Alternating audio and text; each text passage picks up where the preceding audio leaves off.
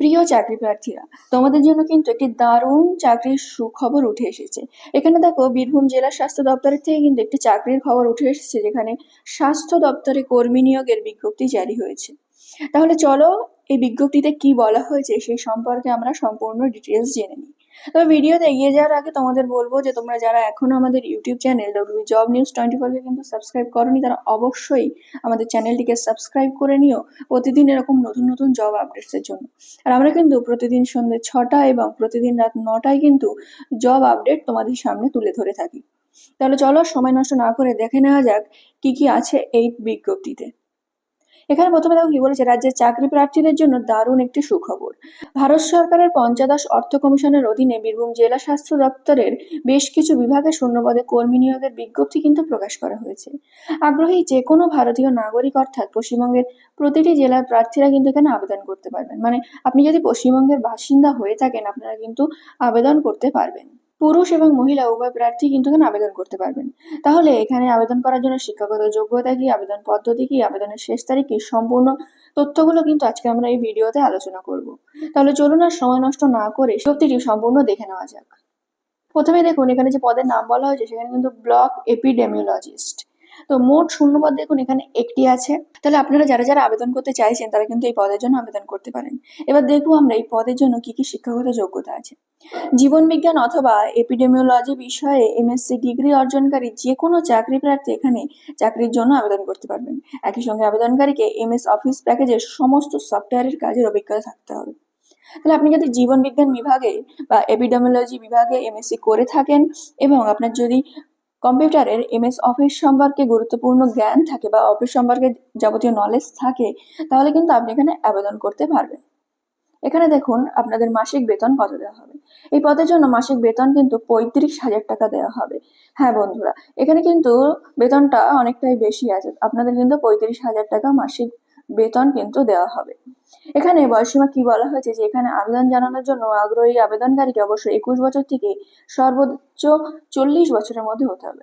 তাহলে আপনার বয়স যদি 21 বছর হয়ে থাকে আর আপনার বয়স যদি সর্বোচ্চ 40 বছরের মধ্যে হয়ে থাকে, তাহলে কিন্তু আপনারা এই পদের জন্য আবেদন করতে পারবেন।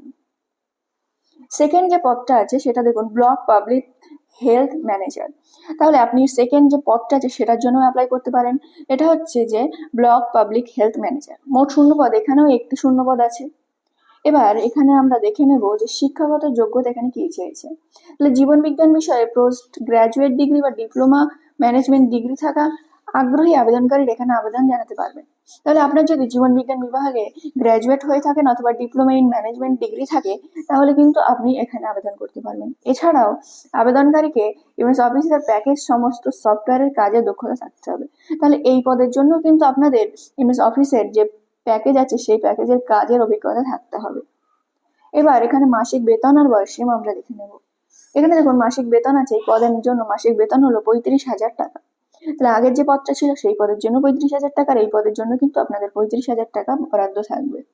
এবার বয়স সীমা দেখবো, যে এই পদের জন্য আগ্রহী আবেদনকারীকে বয়স ন্যূনতম 21 বছর থেকে সর্বোচ্চ 40 বছর থাকতে হবে। তাহলে এখানে যদি আপনার 21 বছর হয়ে থাকে আর আপনার সর্বোচ্চ যদি 40 বছর হয়ে থাকে, তাহলে এই পদের জন্য কিন্তু আপনি অ্যাপ্লাই করতে পারবেন। এখানে দেখুন আরো একটি পদ আছে, ল্যাবরেটরি টেকনিশিয়ান।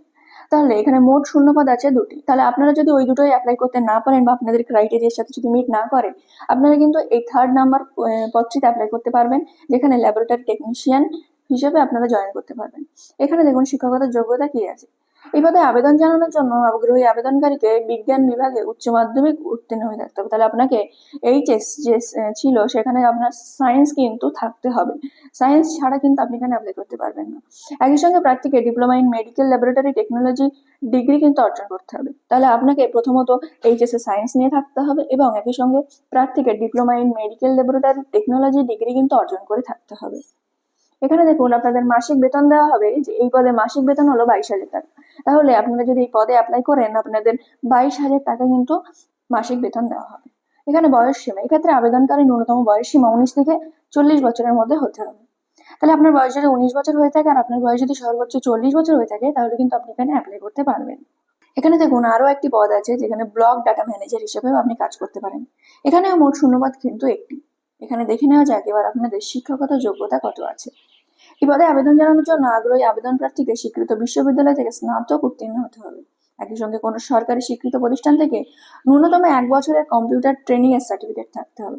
তাহলে আপনি যদি ডাটা ম্যানেজার বা ব্লক ডাটা ম্যানেজার হিসেবে জয়েন করতে চান, সেক্ষেত্রে আপনাকে গ্র্যাজুয়েশন পাস করতে হবে, আর আপনাকে কিন্তু কম্পিউটার সার্টিফিকেট থাকতে হবে 1 বছরের ডিপ্লোমা কোর্সের।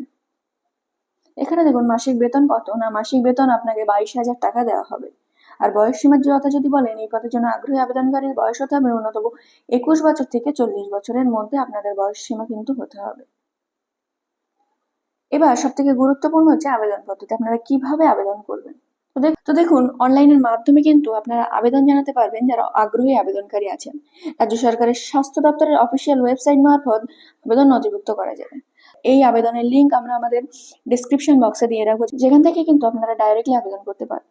এবার দেখুন, আবেদন করার জন্য প্রার্থীদের রিক্রুটমেন্ট সেকশনে গিয়ে নির্দিষ্ট নিয়োগ বিজ্ঞপ্তির অধীনে থাকা অনলাইন আবেদনপত্রটি সঠিকভাবে পূরণ করতে হবে। সমস্ত তথ্য সঠিকভাবে পূরণ করার পর প্রয়োজনীয় নথিপত্রগুলির নির্দেশ অনুযায়ী আপলোড করতে হবে। তাহলে এখানে আপনাদের বলবো যে আপনারা যারা যারা কম্পিউটারের জ্ঞান আছে তারা আপনারা বাড়িতে বসেই অ্যাপ্লাই করুন, আর যারা পারবেন না তারা কিন্তু সাইবার ক্যাফেতে গিয়ে খুব ধীরে সুস্থে এই তথ্যগুলি পূরণ করতে হবে এবং নির্দিষ্ট নির্দেশ অনুযায়ী এখানে কিন্তু এই ডকুমেন্টগুলো আপলোড করতে হবে। সবশেষে আবেদন ফি জমা দেওয়ার পর আবেদনপত্র সাবমিট করতে হবে। এখানে দেখুন, আবেদন ফি কিন্তু আপনাদের প্রদান করতে হবে। সংরক্ষিত শ্রেণীর প্রার্থীদের উদ্দেশ্যে 50 টাকা, যারা আপনারা এসসি, এসটি বা ওবিসি আছেন তাদের জন্য কিন্তু 50 টাকা, আর অসংরক্ষিত শ্রেণীর প্রার্থীদের জন্য কিন্তু 100 টাকা দিতে হবে। যারা আপনারা জেনারেল আছেন, জেনারেল কাস্ট আছেন, তাদের কিন্তু 100 টাকা দিতে হবে। তাহলে আপনারা বুঝে গেলেন যে এই পদের জন্য আপনাদের কত ফি লাগবে। তাহলে বন্ধুরা, আজকের এই ভিডিওতে আমরা জানতে পারলাম যে বীরভূম জেলা স্বাস্থ্য দপ্তরে যে নিয়োগ বিজ্ঞপ্তি বেরিয়েছে সেখানে কোন কোন পদে আপনারা নিয়োগ পেতে পারে এবং কি কি পদ্ধতি আছে, আবেদন পদ্ধতি কি, আপনাদের যোগ্যতা কি লাগবে, সমস্ত পদের জন্য যা যা যোগ্যতা লাগবে, কিভাবে আপনারা ডকুমেন্ট আপলোড করবেন, সমস্ত তথ্য কিন্তু আমরা আমাদের এই ভিডিওর মাধ্যমে আজকে আপনাদের সামনে তুলে ধরেছি। আশা করছি ভিডিওটি আপনাদের ভালো লাগবে, আর যদি ভালো লেগে থাকে তাহলে আমাদের YouTube channel WB job news 24 কে কিন্তু সাবস্ক্রাইব করে দেবেন প্রতিদিন সন্ধ্যে 6টা এবং রাত 9টায় এরকম নতুন নতুন জবের আপডেটের জন্য।